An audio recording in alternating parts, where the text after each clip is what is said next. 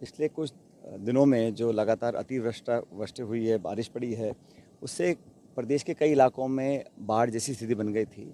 बहुत लोगों का जान माल का नुकसान भी हुआ है और ग्रामीण क्षेत्र में जो फसलों का नुकसान हुआ है उसका आकलन करने के लिए तुरंत प्रभाव से सरकार को स्पेशल गिरदावरी घोषित करनी चाहिए, क्योंकि अभी पानी खेतों में पड़ा हुआ है और जो छोटा काश्तकार है उसको बहुत दिक्कत का सामना करना पड़ेगा। इसलिए मैंने भी प्रशासन से अनुरोध किया है, सरकार को मैं आवेदन कर रहा हूँ कि जो ग्रामीण क्षेत्र में किसान काश्तकार जो कम से कम खासकर जो छोटे किसान हैं उनकी मदद के लिए तुरंत प्रभाव से उनको धनराशि उपलब्ध करानी चाहिए। अगर हमें मदद भी करनी है और वो बहुत देर बाद मदद किसान तक पहुँचे, उसका कोई फ़ायदा नहीं होगा। और ये जो हालात बने हैं ये कोई पहली बार नहीं हुए, अक्सर खेतों में खराबा होता है पानी भरने से। तो उसका समाधान करने के लिए एक सरल और एक छोटी प्रक्रिया सरकार को अडॉप्ट करनी चाहिए, लेकिन स्पेशल गिरदावरी तुरंत ऑर्डर करें। और टोंक जिले में खासकर जहां मुझे लगता है कि बहुत ज़्यादा नुकसान हुआ है, वहां पर उचित मुआवजा सरकार को देना चाहिए। पशुओं की जानें गई हैं, गाय भैंस कई लोगों की मरी हैं, लोगों के मकान में दीवारें गिरी हैं, छतें गिरी हैं, काफ़ी क्षति हुई है लोगों को, खासकर ग्रामीण क्षेत्र में। शहर में पानी भरा है, लेकिन हर व्यक्ति हर इलाके में जहाँ जहाँ नुकसान हुआ है उसकी भरपाई जितना हो सके सरकार को करनी चाहिए, क्योंकि मुसीबत के समय ही सरकार और शासन को अपना बड़प्पन दिखाना चाहिए और आगे आके मदद करनी चाहिए। अब विडम्बना इस बात की है कि जो आपदा राहत का डिपार्टमेंट है, अब वो चल रहा है नहीं चल रहा है, कौन चला रहा है, ये भी बड़ा एक सवाल खड़ा हुआ है सामने। तो सरकार को मुझे लगता है कि पूरी जिम्मेदारी के साथ तत्परता से सहानुभूतिपूर्वक कार्रवाई करनी चाहिए और विशेष रूप से किसानों को जो नुकसान हुआ है, उसका खाद लगा है, बीज लगा है, उसने पानी बिजली को खर्चा किया है, उसकी मदद के लिए जितना ज़्यादा हो सके सरकार को मदद करनी चाहिए। बल्कि मैं तो कहता हूँ केंद्र सरकार को भी बढ़ चढ़ कर आगे आके लोगों की मदद करने का काम करना चाहिए। मुख्यमंत्री भजनलाल शर्मा ने हवाई दौरे किए, लेकिन समाधान जनता का कुछ अब तक नहीं हो पाया। भाई दौरों से तो समाधान निकलता नहीं है। समाधान निकलता है जब आप नीति निर्माण करें और तुरंत प्रभाव से जो धरातल पर जो कर्मचारी अधिकारी बैठे हैं वो खेतों में जाएं, गाँव में जाएं, लोगों से मिलें, तथ्यात्मक रिपोर्ट तैयार करें।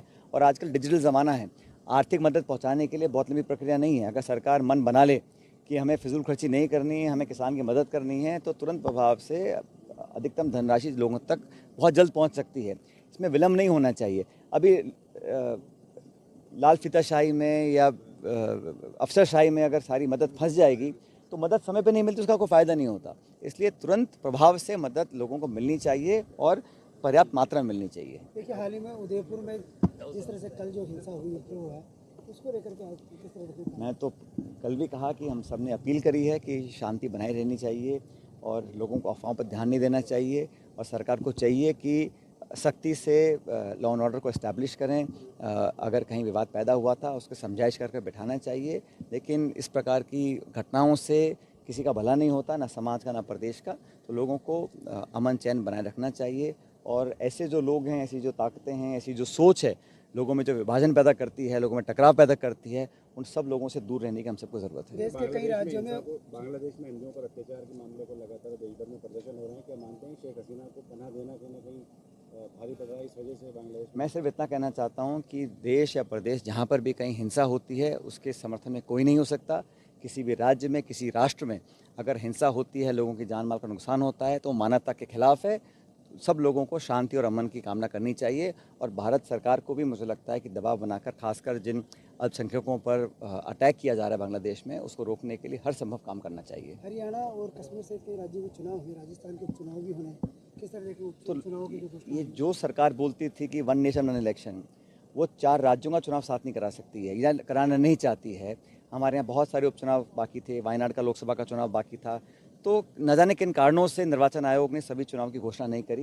लेकिन मैं धन्यवाद देता हूँ कि कम से कम हरियाणा के लोगों की जो मुसीबत थी उसका निजात पाने का उन्होंने उपाय ढूंढ लिया। चुनाव की घोषणा हो गई, 1 अक्टूबर को वोट पड़ेंगे। प्रचंड बहुमत से 3/4 बहुमत से हरियाणा में सरकार कांग्रेस पार्टी बनाने जा रही है और जम्मू कश्मीर में जहाँ चुनाव होने जा रहे हैं, 10 साल के बाद चुनाव होंगे, वहाँ पर भी हमारा इंडिया अलायंस बहुत बेहतर परफॉर्म करेगा, ऐसा मैं मानता हूँ। लेकिन सरकार ने क्या चर्चाएं करी कि जो चुनाव आमतौर पर साथ होते थे 3, 4, 5 राज्यों के, वो करा नहीं पा रहे हैं। सरकार बोलती है कि हम तो गांव के, शहर के सारे चुनाव इकट्ठे कराएंगे, प्रदेश सरकार बोलती है। केंद्र सरकार बोलती है पूरे देश में एक कमेटी बनी है, वो कमेटी अध्ययन करी कैसे वन नेशन वन इलेक्शन हो। आप जब 3-4 राज्यों के जो ज़रूरी है, जो कानून से बाध्यता है, आपकी समय सीमा आपके पास है, फिर भी आप जानबूझ के नहीं करा रहे हैं, तो ये तो बड़ा उनको आत्मचिंतन करने का विषय है सरकार को। जो बाढ़ग्रस्त इलाके हैं आपने आज दौरा किया, कब तक मदद किसानों को? मैं तो चाहता हूँ जल्दी पहुँचनी चाहिए थी, और प्रशासन को, सरकार को, मैं अधिकारियों से बात कर रहा हूँ कि जो लोग आज दिक्कत और परेशानी, अनेकों लोगों ने मुझसे मुलाकात की, आवेदन दिए हैं, किसी का घर, किसी का मकान, किसी का पशुधन, सबको हानि पहुँची है, तो सब लोगों को जितना संभव होगी हम लोग सहायता पहुँचाएंगे। आपदा मंत्री को लेकर क्या कहेंगे कि कौन है, क्या है आपदा? राजस्थान में आपदा है और आपदा मंत्री का पता नहीं है। अब ये तो बड़ा सवाल है, लेकिन ये जिम्मेदारी सामूहिक होती है सरकार की। अब मैं किसी विभाग के बारे में क्या बात करूं, लेकिन आपदा आई है तो आपदा के समय में प्रशासन को, विभाग को, मंत्रिमंडल को, सब लोगों को मिलकर काम करना चाहिए। और ये जो अनिश्चितता है इसको ख़त्म कर लोगों के मन में स्पष्टता होनी चाहिए कि विभाग कौन चला रहा है, कौन काम देख रहा है, कैसे काम हो रहा है। ये जो कन्फ्यूजन है इससे किसी को लाभ नहीं होता। Thank you sir.